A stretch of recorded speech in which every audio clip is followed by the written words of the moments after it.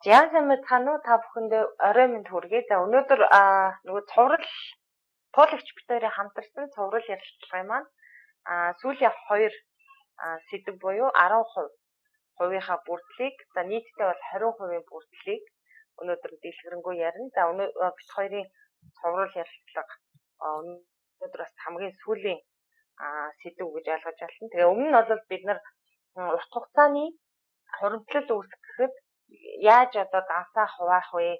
Хэрхэн одоо юун дээр анхаарах юм бэ? Яаж хуримтлалыг урт хугацаанд буюу 3 жилээс дээш хугацаанд крипто одоо өөрийнхөө дансыг хуримтлуулах вэ гэдэг тухай бол үздэн ярьсан. Тэгээ та бүхэн маань туулагчийн сувг болон миний сувгаар зочлоод өмнөх ярилцлагуудыг бас үзэж болно.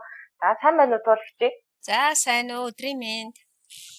За өнөөдөр бид хоёрын одоо нэг юм хуримтлалын тухай бичлэгийн хамгийн сүүлийн дугаар байгаа. Гэхдээ хүмүүст би хамгийн гол нь зөвлөхөд тийм ээ энэ бичлэгнүүдийг яагаад хийгээд байгааг гэвэл хүмүүс одоо криптовалютын энэ зах зээлийг зөвхөн одоо арилжаа гэж ойлголгүйгээр тийм ээ өөр зөвхөн одоо ямар нэгэн шинэ coin ч юм уу шинэ гарсан coin аваад ингээд болцдог юм гэж ойлголгүйгээр ерөөсөө бас өөр олон янзын арганууд байд юм байна. Энэ аргануудыг ингээд зөв хэрэглэх юм бол бид нэр ирээдүйдээ хуримтлалтай болох юм байна гэдгийг та нарт ойлгуулж явж байгаа шүү. Тийм болохоор бичлэг эхлэхээс өмнө энэ бол маш их үнэтэй зөвлөгөө болно гэж бодож байгаа. Ягаад гэвэл Nyamka маань энэ дэр маш гоё стратеги боловсруулаад та нарт ингээд бид хоёр цувралаар тайлбарлаж байгаа. Тэгэхээр түрүүчийн бичлэгнүүдийг их сайн анхааралтай үзээрэй. Тэгээд одоо бид хоёр хамгийн сүүлийнхаа 20%-ийг яаж юу яах вэ? Яаж зөв зохион байгуулах вэ? Яаж хэрэглэх вэ гэдгийг хэлээд өгье.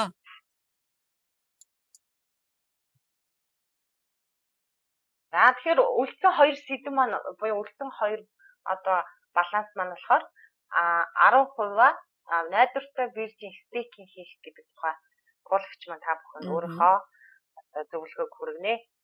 За тэр 10% найдвартай одоо 10% тэр стейкинг хийх гэдэг бол миний сувган дээр бас энэ нэлээд дэлгэрэнгүй байгаа. Гэхдээ би өнөөдөр сайн хэлээд өгөө тий. Энэ гол төлөв стейкинг хийх биржиг бол би Binance бирж дээр ихэнхдээ хийдэг гэсэн үг.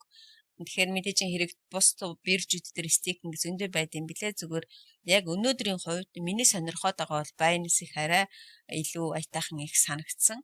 За тэгэхээр стейкингээ дотор нь бас эн чинь яг Binance бирж рүүгээ ороод дотор нь эн чинь бас нөгөө янз бүрийн байгаа шүү дээ тийм ээ. Энэ үнийг болохоор жоохон ингээд юу гэсэн үг юм бэ стейкинг гэж шинэ хүмүүс хэрвээ ерөөсөө огт сонсож байгаагүй хүмүүс бол зүгээр яг хар угаар тайлбарлах юм бол тий энийг эсэндээ бидний нөгөө депозит гэдэг чинь юу гэдэг банкны хадгаламжил гэсэн үг тийм үү. Тэгээ хугацаатай хадгаламж байна, хугацаагүй хадгаламж байна. Нөгөө талаар бас энийг жоохон тэр бооцоо талаас нь тайлбарлаад идэм билээ тий. Ямар нэг одоо бооцоо тавьж хувийн авамж гэдэг байна. Тэгэхээр надад тэр орчуулга нэг их сонир санагдаад идэв. Надад бол арай илүү гоё орчуулга нь ерөөсөө хугацаатай, хугацаагүй нөхцөлтэйгээр хадгалуулах гэвэл арай зөв болох гэж бодоод идэв. За жишээлбэл энэ Binance бирж дээр энэ стейкинг хийх, coin-о удаан хугацаагаар хадгалах маш их олон төрлүүд байгаа. Тэгэхээр нэгдүгээр хамгийн гол нь хугацаа нь өөр тийм ээ. 7 хоногоор хадгалуулах тийм ээ бүр 1 сараар 2 сараар 1 сар биш юу гэвэл 30 хоног 60 хоног 90 хоногийн хадгаламж эсвэл 2 жилийн тийм ээ 2 жилийн за энэ болготой зэрэг нэг хугацаатай өөртөө байгаа coin хадгалаад тэгээд тэр coin-оос ямар нэгэн яг тэр нөгөө хувийг бодож аавна. Нэг ийм хадгаламж байдаг тийм үү. Гэхдээ зэрэг тэнд ганцхан нэг сайн анхаарах юм бол одоо жишээлбэл манай хуучин одоо банкны системд болохоор хадгаламж чи яг жилийн тэдэн хувь гээд яг заасан байдаг шүү дээ тийм ээ. Яг жилийн одоо тэдэн хувь гээд. Энэ coin-х дээр болохоор нэг арай өөр юм байгаа. Яг хувь нь жилийн юм шиг харагдаад байгаа боловч тэр нэг коэффициентээр боддог. Жишээлбэл одоо 7% гэж бичсэн байгаа юм. Тэгэхээр 7% бол жилийн 7% биш. Энэ нь юунаас шалтгаалах вэ гэвэл би хэдин coin хадгалж гин үү? Тэ хэдийн хугацаатай хадгалж гэнэ үү? Тэгээд миний хадгалсан койноос яг өдрийн орлого нь хэд байна уу гэдгээсээ бодож жилийнхаа хүү гаргадаг. Тэгэхгүй бол одоо жишээл $10-тай тэнцэх койн хадгалж байгаа хүн $1000-тай тэнцэх койн хадгалж байгаа хүний нөгөө тэр жилийн хүү нь өөр байх нь тийм үү? Би тэгэж ойлгосон тийм үү юм аа? Тийм, ер нь бол нөгөө балансынхаа нийт дүнгийнхаа хуваар тооцоод байнаас бол ер нь тэгж байгаа юм шиг. Харин тэгэхээр хамгийн гол нь хэдий ч нэ койн их хадгалуулсан хэдий ч нэ тэр жилийнх нь хүүн арай өндөр байх юм шиг санагдаад. Би ингээ бодож үзэхлээр юу гэвэл одоо жишээлбэл би 5,000 койн хадгалж байгаа бол тэр өдөртөө байнас хэдийг өгч гинүү те тэр 5,000-аараа өржүүлээд 360 хуваагдтал тэр жилийн хүүн гарч ирээд юм байна лээ. Тэгэхээр тэрийг зөв ойлгоод манайхан болохоор ерөөсөө 7% юм уу 120% энтергээ биччихээр л жилд тийм хүү өгдөг юм шиг буруу бодоод байлээ. Тийм болохоор нөгөө энэ 10%-аас тэрийг их л тооцоолж байгаа тийм ээ. Би яг хэдин доллартай тэнцэх тэ койныг хадгалах уу гэдгээсээ бидний жилийн хүн шалтгаална. За энэ болохоор жишээлбэл хугацаатай. За хугацаагүй байдаг шүү дээ. Ерөөсөө зүгээр нэг одоо балансанд байгаа койно нэг их хэрэглэхгүй бол тийм үү. Эсвэл одоо би удаан 3-4 сараар энэ бирж рүү орох боломжгүй болвол бас ингээд хугацаагүй хадгалуулчихдаг. За тэр нөхцөлд хадгалалт гэхээр одоо жишээлбэл Binance-ийн BNB гэдэг койныг хадгалаад тэрэнд нь шинэ тэ Binance дээр гарч байгаа шинэ койныг хувь тэнцвүүлж өгдөг. Тэ бас нэг тийм арга байгаа да. За дараагийнх нь бас нэг тэр нөгөө Ethereum-ийг тэ 2 жил хадгалж байгаа. Тэрнээс нь чи үлээ нөгөө нэг Ethereum-ийг 2 жил хадгалаад тэгээд BATH буюу Binance Ethereum гэд койн аваад дараа нь яг 1%-аар юу гэдэг лээ ижил тэнцүү хуваар солих нэг жоохон буруу тайлбарлаад тахшиг байх юм би. Хэрвээ 1 Ethereum бол 1 би Ethereum-ээр сольж ингэж авдаг. Тийм нэг хадгаламж байгаа даа. За тэгээд ялангуяа янз бүрийн нөгөө нэг уралдаанууд байгаад идэг те. Жишээлбэл одоо дөнгөж Binance руу орж ирсэн койныг тэгж суул өгчөөд эхэлж өгчөөд дараа нь тэрийг буцаагаад одоо хадгалах юм бол дахиад ямар нэгэн тийм шагнал өгнө, бонус өгнө энэ төргээд. За тэгэхээр бид нөгөө хуримтлалынхаа мөнгөний үлдсэн 20%-ийнхаа 10%-аар нь ийм стейкингүүдийг сонирхож хийж болох нэ. Гэхдээ тухайн хүн би энийг хугацаатай хадгалах уу? Эсвэл зүгээр хугацаагүй ингэж байж л байгуу те ингэж цаашаага зарим болгохтон зэрэг бас жоохон мөнгөний нөгөө дүнгээс шалтгаална. Жишээлбэл USDT-г хадгалах гэхээр доод хэмжээ нь минимум хэмжээ нь $100 байдаг. $100-оос доошогоо USDT-г хадгалж болдоггүй. Тэгэхээр бас тухайн хүн өөрийнхөө санхүүгээс одоо мөнгөнийхөө дүнгээс шалтгаалаад ямар стейкингийн надад боломжтой байна уу? Тэ тэрийг өөртөө сонгож авах юм байна. Тэгэхээр энэ миний юун дээр болохоор сувган дээр болохоор ерөөсө баг стейкинг болгоныг би бүр өөрөө ингэж хадгалж танилцуулсан байгаа. Тэр дээрээс та нар хараарай. Зүгээр ялангуяа энэ хинт хэрэгтэй вэ гэвэл миний бодлоор одоо ажилтай хүмүүс чинь бас хэцүү шүү дээ. Тэр болгон одоо ингээл Binance руу ороод нэг юм худалдаж аваад нэг юм зараад ингэж байхгүй. Тийм болохоор ажилтай хүмүүс эсвэл одоо үнэхэрийн BNB өөрийнх нь койн удаан хугацаагаар хадгалах юм бол ямар ч байсан хөөрхөн жижигхэн бага хэмжээний мөнгөнийхөө койныхаа хэмжээгээр тэр хувь нь биднэрт зүгээр суул одоо нэгэсэндөө орж ирээд байгаа л гэсэн. Энэ стейкинг дээр чамд одоо нэмж хэлэх юм юу вэ? Миний мартсан.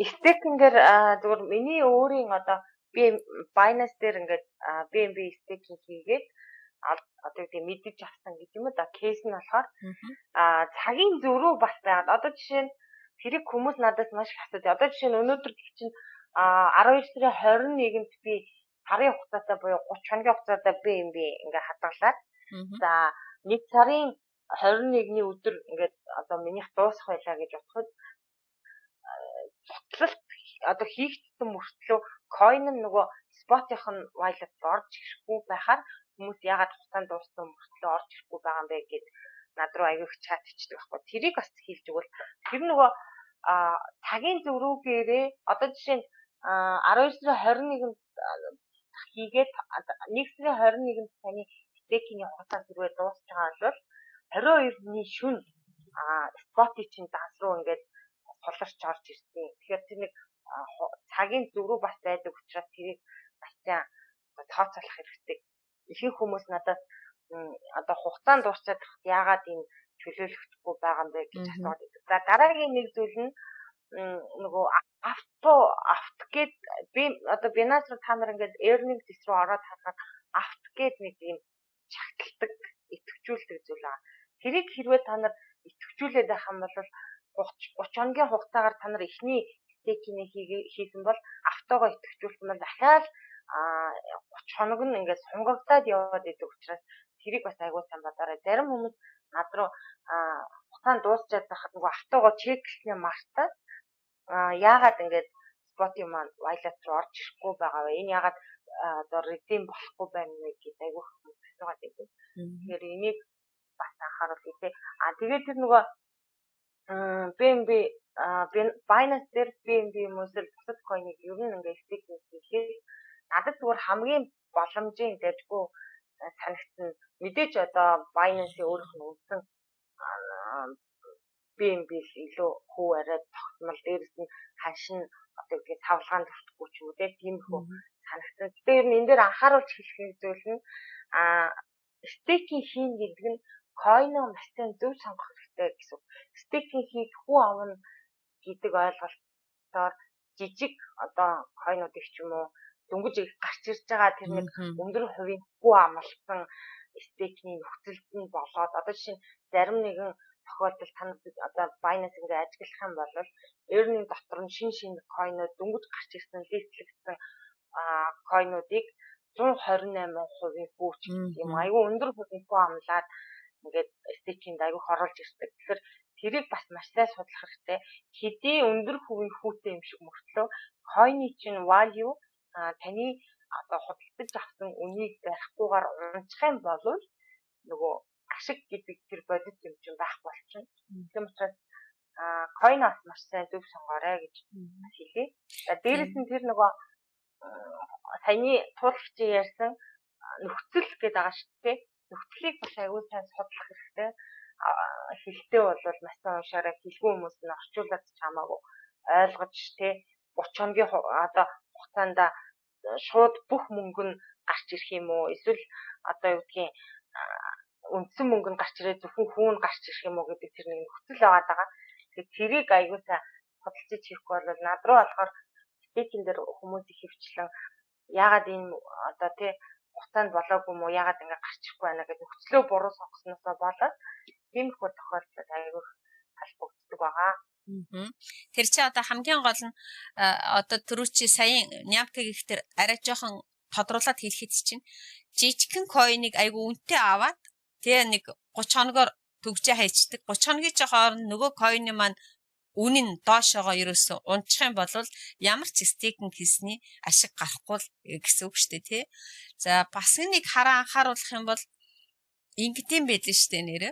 Одоо ингээд шинэ coin гараад стейкинг хийхээр эхний одоо шууд эхний хідэн хүнд нь хувь нь нөгөө нэг өндөр бодогдоод тэгээд хожиг хийх тусам хувь нь ингээд багасаад идэх юм билээ. Бас нэг тийм тэр бол бас нэлээ хэцүү хэдэлээ шүү. Тэр одоо амжиж ихэнд орж ирсэн хүмүүсийнх нь одоо айгу гайгүй хувьтай явж ирсэн. Цаашаахаа болохоор нөгөө хувь нь багасаа явцдаг. Бас нэг тийм байд юм билээ. Гэхдээ тэрийг бодоод яг тэг тодорхой нэг coin дээр л ярих байх л та тийм ээ. Яг нэг тийм явдал ажиглагдсан.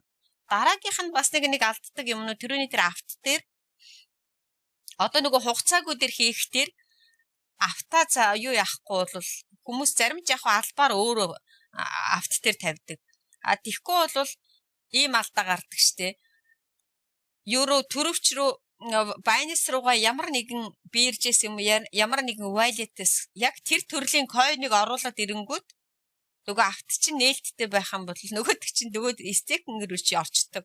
нэг тал байдэн шүү. Бас их болгоомжтой байхгүй. Тэгэхээр тэр яг хэрэглэх гээд ингээд сандарч итэл нөгөөдөг чи ингээд автоматар тийшээгээ орчдөг. Надад нэг тийм тохиолдол гарсан. Би бүр гайхацсан нөгөө спот дээр байхгүй гээ гүнтхэн нэрээ тийш тэгээд эргэж нөгөөдхийгээ буцааж гаргаж аваад бас л нөгөө цаг хугацаа бас тэгээ жоохон нэр болчихж байгаа байхгүй юу. Тэгэхээр тэр авта тавих уу тавихгүй юу? Би энэ койныг бол хэрэглэх хэрэглэхгүй юм чи яг тэрлээ орж л вэ гэвэл авта тавьчаад за одоо энэ ингээд энэ хувийн стейкинг байжиг би бусад койн бол өөрөө арилжаанд хэрэглэнэ гэх юм бол тэр авта зөвөр би атсан дээр юм билээ. Унтраацсан дээр юм шиг санагдсан надад. Тийм бас бодмоор юм тий. Би нэг удаа стейкинг хийсэн байжсэн аа. Одоо санахгүй ямар койн юм билээ дээ. Дөнгөж оруулж ирээд надад хэрэгтэй байсан байхгүй юу? Тэгээд оруулчаал өөр юм хийгээ явж исэн чи спотод байхгүй. Би тэгсэн чи айгүй айж байгаа юм чи. Гүрэгт чи хайч юу гэх. Тэгсэн чи харин нөгөө автомат ангорхой байд нээлттэй байжгаад нөгөө стейкинг рүүгээ яваад орцсон. Дахиад нөгөөдхөөс эргэж гаргаж ирж бас нэг хэдэн хугацаа алдчихэж ш. Тэгээд тэгэхээр тэрийг бас сайхан бодолцоороо. За ингээд стейкинг дээр ч одоо өөр юу хэлэх вдээ те. Тэгээ стейкин дээр зүгээр миний бодлоор хамгийн найдвартай яг одоогийн цаг хугацааны хувьд бол Binance л ер нь бас байдаггүй. Тэгээд бас нэг зүгээр стейкин дээр хэлэх гээд байгаа миний нэг санаа нь юу гэхээр янз бүрийн ийм нөгөө сарын хүү өгдөг сайтууд ер нь байгаа. Тэгээд миний хувьд бол Binance-аас өөр тэгээ одоохондоо шүү Binance-аас өөр одоо сайт руу депозит хийгээл сар болгохгүй авч гэдэг юм уу 7 оноод хүү авч гэдэг юм уу тийм юмд бас бити ягаарай гэж чинь хаалттай байхгүй бол сайт нь хаагдах ч юм те ямар нэгэн зүйл хакерд болох тий хакерд болох ч юм. Сая юу яасан шүү дээ те энийг далимдуулаад хэлэхэд тэр нөгөө нэг биер саяхан хакерд болсон шүү дээ би пост оруулсан байсан. Тэр биерч чинь болохтой зэрэг байна шүү дээ. Яагаад тэрлүү хүмүүс их байсан гэвэл надад нэг хүн хэлсэн шүү. Тэнд стейкингийнх нь хувь нь Binance-с өндөр байсан. Тэгэхээр хүн тэрлүү чи нөгөө айгүй хэмжээгээр хүмүүс нэг хүн болол тэнд чи $11,000 тэнцэх coin хадгалж исэн юм бэл. Тэгэхээр чин тэгэж нөгөө нэг өндөр хувьнаас нь болоод одоо янз бүрийн тийм танихгүй биерч рүү coin оруулцдаг. Тэгэхээр чин бас л одоо эрсдэл бол нөгөө Binance чи эрсдэлтэй боловч тэрнээс ч бүр дахиад 12 дахин 100 дахин илүү эрсдэлтэй. Тэгээд тэр залуу бол үннээ хэлж исэн энэ Латвийн нэг залуу байсан л да. Тэр бол үннээ хэлж илээ. Би яагаад энэ рүү ийм их мөнгөтэй тэнцэх coin оруулсан гэвэл стейкингийнх нь хувь нь айгүй өндөр байсан учраас тэгээд тэрлүү нь оруулсан байсан чи тэгээ хакерд болсон. Гэхдээ мэдээж эрэг тэднэрт юуг нөхөж өгнө л дөө. Өхөл байх гэж би бодож чинь. Тэгтэл хүн бас нэг багахан хэмжээнд шоконд орно тий. Бас л ингэж чистэй нэг удаж чадахгүй болно шүү дээ. Тэгэхээр аль болохоор найдвартайхан шиг газар, найдвартайхан шиг юу coin. Би бол ер нь Нямка бид хоёулаа л BNB стейкинг хий гэж хэлэх гээд байна тий. Ер нь бол болжгүй шинэ coin-ы тэр хувинд нь хууртаж хийгээд болвол димий гэж хэлэх байна.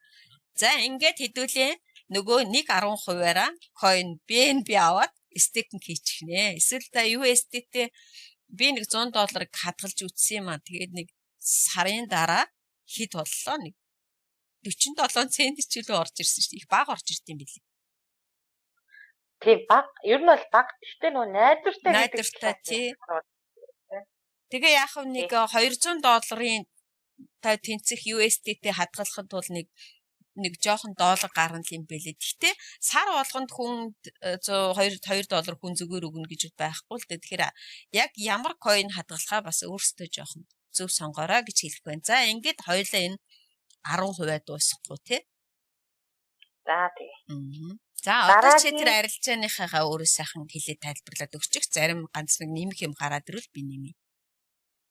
За тэгээ дараагийн бидний нөгөө хуримтлал маань болохоор 10% одоо нөгөө суралцах зорилготой гэдэг ба штэ. За би бол ер нь суралцах зорилготой арилжаанд оролцдог гэж хэлсэн. Тэгэхээр та бүхэн арилжааг би яагаад суралцах зорилготой гэдэг тэр тодтголыг хэлээд байгаа юм гэхээр их хүмүүс надаас зүгээр хандраа хандж байгаа хүмүүсийн яриа болохоор арилжааг ингээд одоо 100% ингээд амьдралынхаа одоо хэрэгцээг хангахгүй хэмжээгээр 100% ингээд одоо тэг бүх юм сураад ингээд явбал ер нь хэр байдаг вэ гэж маш олон хүмүүс ялангуяа эмэгтэйчүүдтэй надаас их хийж асуудаг. За магадгүй одоо тал хичнээн төрөний ашиг олдог гэж юм. Эсвэл би зүгээр ажилласаа гараад ингээд арилжаа хийвэл миний сарын одоо амьдралын хэрэгцээг хангах ашиг олж чадах уу гэдэг тэр зүйлүүдийг маш их асуудаг учраас би энийг тусгайлан та бүхэндээ оруулж ингээд үзэл бодлоо илэрхийлье. Бас дээрэс нь туулагчийн тий танаг бас та бүхэнд хүргэе гэсэн зорилготой энийг тусад нь оруулсан. За арилжааны хувьд ярихад мэдээж ашиг олж болдгоо гэвэл болно.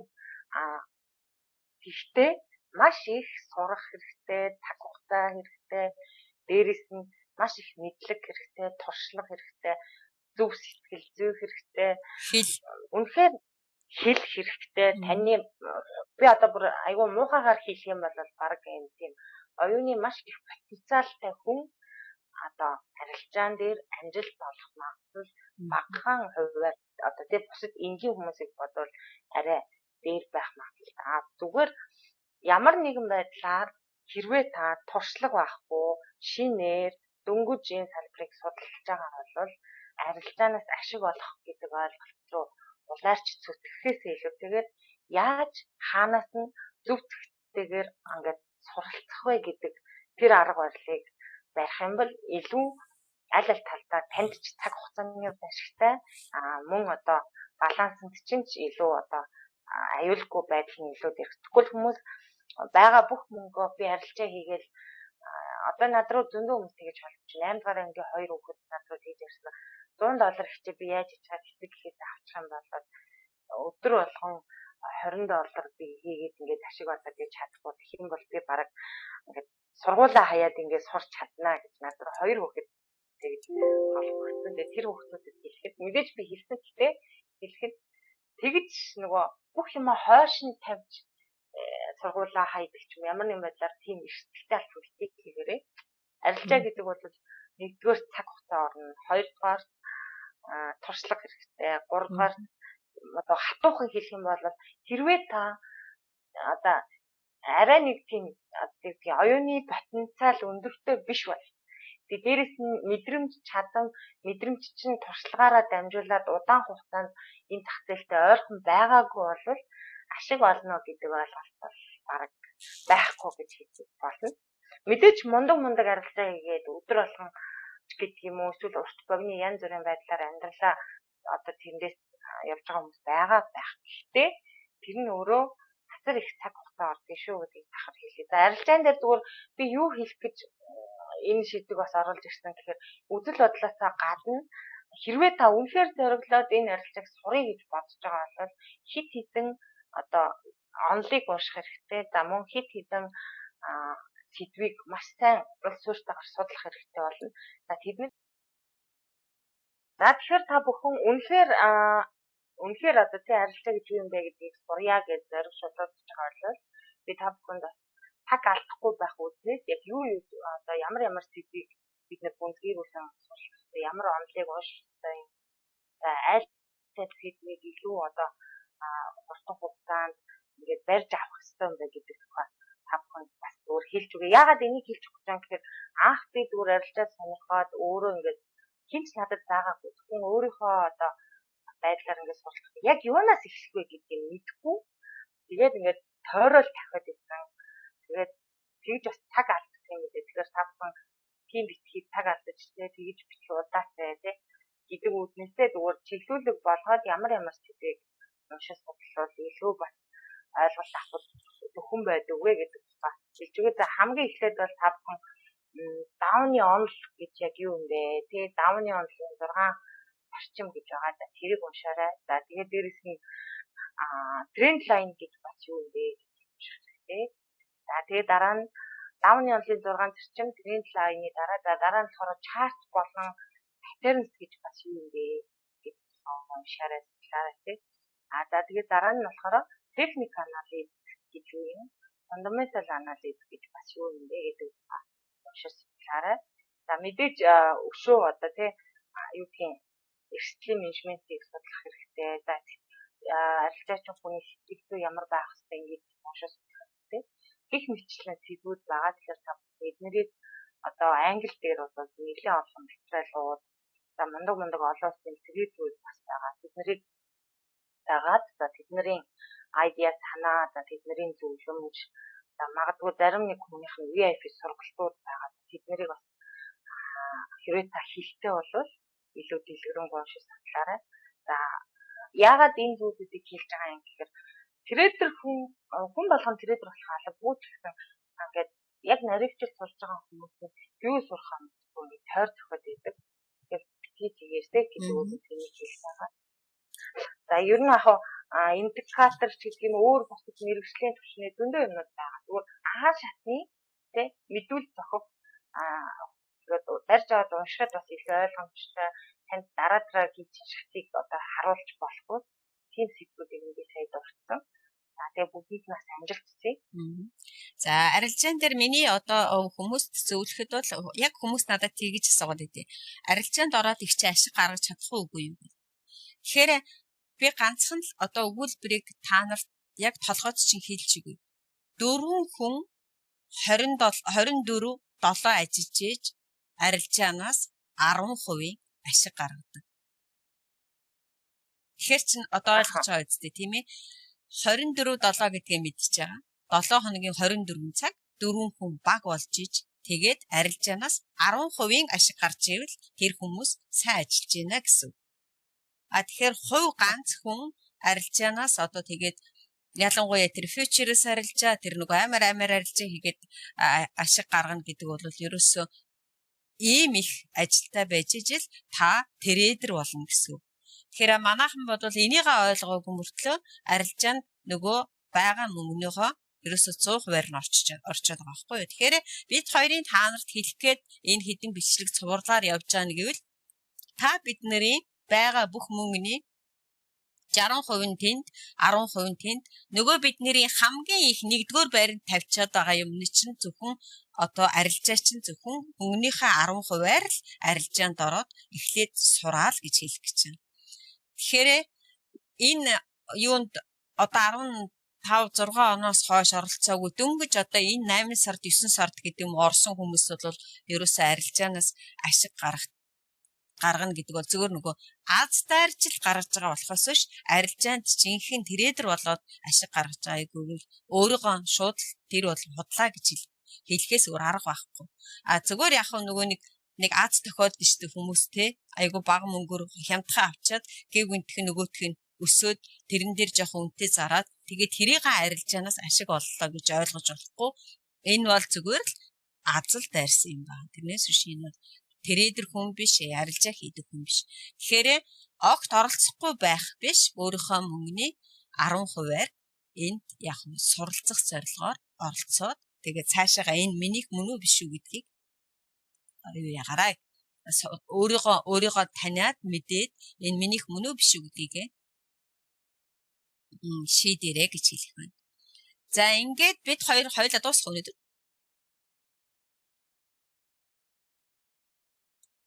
За би тэгээд өнөөдөр юугаа дүгнэж хэлчихв те Нямка. Тэгэхээр энэ бид хоёрын хэлэх гэсэн санааг та нар ойлгочлоо. Тэгэхээр эхнээс нь энэ хэдэн бичлэгнүүдийг бүгдийг үзээрэй. Тэгээд бид хоёр хэрвээ ингээд та нарыг сонирхоод Нямкагийн суугийг сайн тагаад лайк дараад ивэл цаашаагаа иймэрхүү чиглэлийн бүр илүү нарийн юмнуудыг бид хоёр хоорондоо тохирч байгаа. За энийг л хүмүүст хэлээд өгчүүл зүгээр юм байна гэд тэг бичлэг оруулна.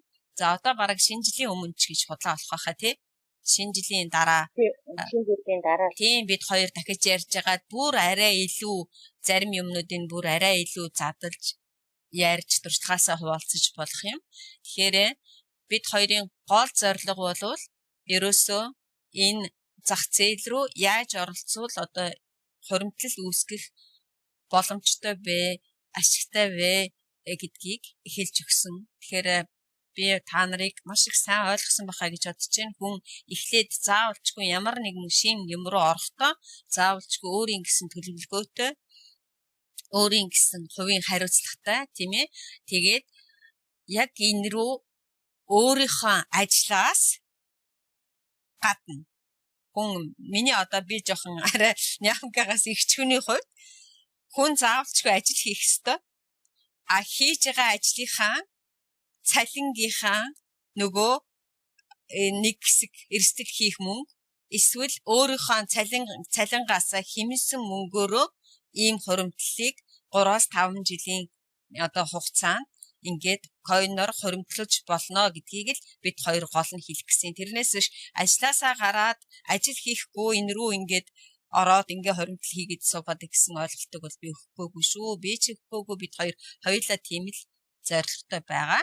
Тэгэхээр хамгийн гол нь өөрсдөө суралцах ёстой, ажиллаа хийх ёстой.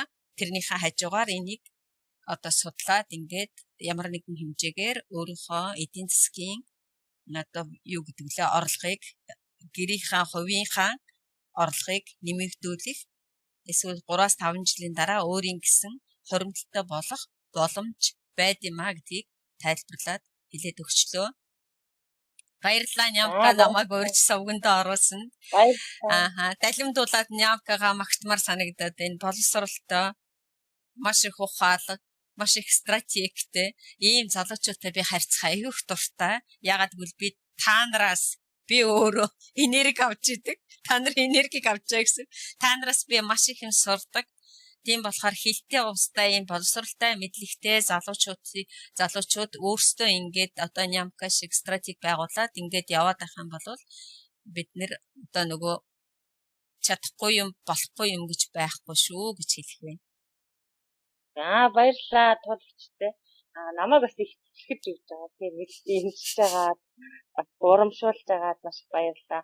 Надад цаг зав зарцуулж манай YouTube одоо тийм миний жижигхэн хөрхөн үзэгч нарт маань бас мэдлэг болгож өөрийнхөө туршлага хуваалцгийг баярлалаа. Тэгээд бүгдэнд нь амжилт хүсье. Миний харж байгаа зүгээр өнцөг бол юм бэ гэхээр эртээ тэргүй cryptocurrency гэдэг энэ салбар санхүүгийн болон одоо энэ салбарт тодорхой нэг байр суурь гэдгээд ороод ирж байгаа учраас энд оролцох жоохон хүмүүс маань өөрөө жоохон сууштай мэдлэгтэй зөв өнцгөөс зөв талаас нь эрсдлээ тооцож тий оролцогч байгаасаа гэдэг зорилгоор энэ сувгийг ер нь бол ингээд өөрийнхөө одоо чадан адилтай өөрийнхөө мэддэг юм ийм бусдын магадгүй туршлага хуримтлалт зүйлээ хүмүүст хүргье гэсэн зорилготой байгаа. Тэгээд туулагчид бол маш баярлж байгаа. Тэгээд танд бас амжилт хүсье. Баярлалаа. Тэгээ сувгнуудаа маань дагаараа subscribe хийгээрэй, лайк дараарай, коммент дараарай. Би бол ичихгүй байгаа штэ Нямка шүү. За, амжилт баяр таа.